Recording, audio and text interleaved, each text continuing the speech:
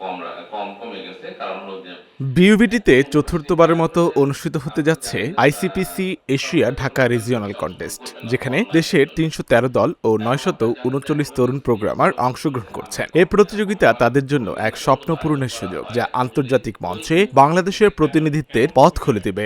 তো ওই 34% আমাদের অবস্থান খুবই জরুরি। ১৭ ডিসেম্বর বুধবার বিকেলে বিশ্ববিদ্যালয়ের স্থায়ী ক্যাম্পাসে সংবাদ সম্মেলনে জানানো হয়, প্রোগ্রামিং এর অলিম্পিক খ্যাত আইসিপিসির এশিয়া ঢাকা রিজিওনাল পর্ব আগামী ২০ ডিসেম্বর শনিবার অনুষ্ঠিত হবে। বিউবিটির উপাচার্য অধ্যাপক ডক্টর এবিএম শওকত আলী বলেন, এই প্রতিযোগিতার মাধ্যমে দেশের মেধাবী প্রোগ্রামারদের খুঁজে বের করে আন্তর্জাতিক পর্যায়ে তুলে ধরাই মূল লক্ষ্য। বাংলাদেশকে যদি আমরা সমৃদ্ধ করতে চাই, যে জায়গাগুলোতে জিরো ইনভেস্টমেন্ট, সেই জায়গাগুলোতে আমাদের হাত দেওয়া দরকার। যে দেশের মানুষ খাওয়া বা পড়া নিয়ে চিন্তা করে, সে দেশের মানুষ তো ইনভেস্টমেন্ট নিয়ে চিন্তা করতে পারে না।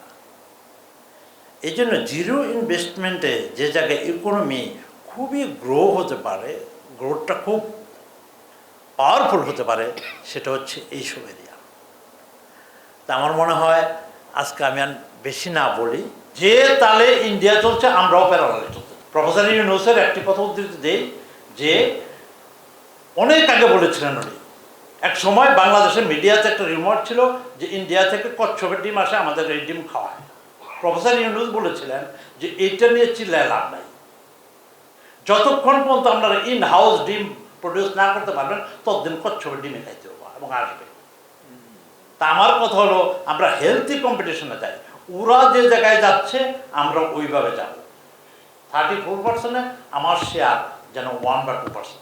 সংবাদ সম্মেলনে উপস্থিত ছিলেন বিউবিটি ট্রাস্টি বোর্ডের সদস্য মোহাম্মদ শামসুল হুদা এফসিএ। সাংবাদিকদের বিভিন্ন প্রশ্নের উত্তর দেন আইসিপিসি এশিয়া ঢাকা সাইট ২০২৫-এর আঞ্চলিক পরিচালক ও বিউবিটির সিএসসি বিভাগের চেয়ারম্যান মোহাম্মদ সাইফুর রহমান এবং অ্যাসোসিয়েট ডিরেক্টর ও নর্থ সাউথ ইউনিভার্সিটির অধ্যাপক ডক্টর আবুল আয়েস এম এস হক। আইসিপিসি ওয়ার্ল্ড ফাইনালসের সাবেক বিচারক শাহরিয়ার মঞ্জুরও উপস্থিত ছিলেন। অনুষ্ঠানটি সঞ্চালনা করেন বিউবিটির সিএসসি বিভাগের সহকারী অধ্যাপক মোহাম্মদ আশরাফুল ইসলাম। আয়োজকরা জানান, গণমাধ্যমের সহায়তায় এই প্রতিযোগিতার খবর দেশের প্রান্ত থেকে প্রান্তে পৌঁছাবে এবং তরুণ প্রোগ্রামারদের জন্য অনুপ্রেরণার উৎস হবে।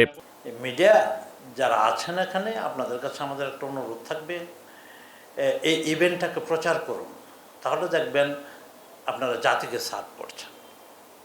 এই ইভেন্টটা যখন মানুষ জানবে যে ইটস রিয়েলি পাওয়ারফুল ইভেন্ট, তখন দেখবেন আগামী দিনের যারা বাংলাদেশ, আমাদের শিশুরা, আমাদের স্টুডেন্টরা, এরা খুব উৎসাহ পাবে।